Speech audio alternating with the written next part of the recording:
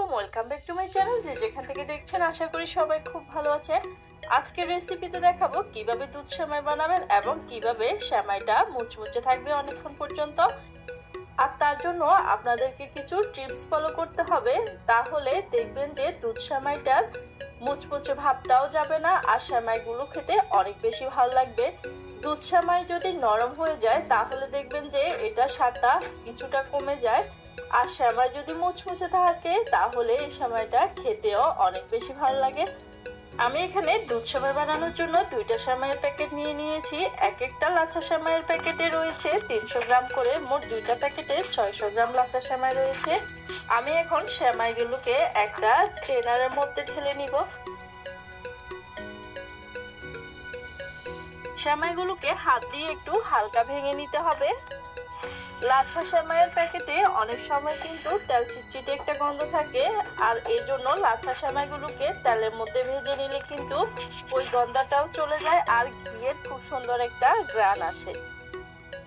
লাচ্ছা সেমাইগুলো ভেজে নেওয়ার জন্য 2 টেবিল চামচ ঘি দিয়ে দিলাম, আর অপেক্ষা করতে হবে ঘিগুলো ভালো করে গলে যাওয়ার জন্য। ঘিগুলো যখন ভালো করে গলে যাবে এরপরে আমি এখানে লাচ্ছা সেমাইগুলো দিয়ে দিব আধা কাপ কিশমিশ এবং তার সাথে দিয়ে দিচ্ছি 2 টেবিল চামচ চিনি। এবার সেমাইগুলোকে কিন্তু ভালো করে ভেজে নিতে হবে, অবশ্যই বাদামি কালার করে ভেজে নিতে হবে। সেমাইগুলো যখন বাদামি কালার করে ভেজে নেবেন সেমাইগুলো কিন্তু অনেকদিন পর্যন্ত সংরক্ষণ করতে পারবেন, আর এই মুচমুচে ভাবটা কিন্তু যাবে না। অবশ্যই একটা টিনের কোটা বা কাঁচের জারের মধ্যে কিন্তু রেখে দিতে পারেন। পরে দুধ অ্যাড করে সেমাইগুলো কিন্তু খুব সহজে বানিয়ে নেওয়া যাবে।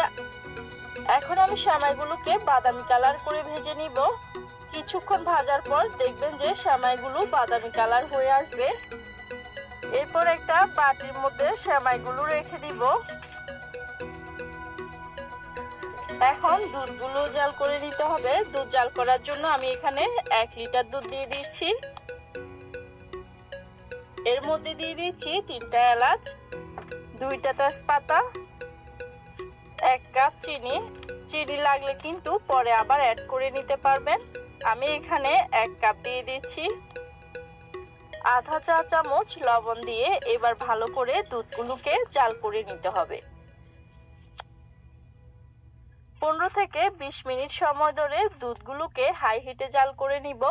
জাল করে নিলে দেখবেন যে দুধগুলো অনেকটা ঘন হয়ে যাবে আর মশলার ফ্লেভারগুলো বের হবে। দুধগুলো জাল করা হয়ে গিয়েছে। এবার এখন দুধগুলোকে একটা পাত্রের মধ্যে ঢেলে নিব, আর ঢেলে নিয়ে কিন্তু অবশ্যই কিছুক্ষণ অপেক্ষা করতে হবে দুধগুলো হালকা ঠান্ডা হওয়ার জন্য।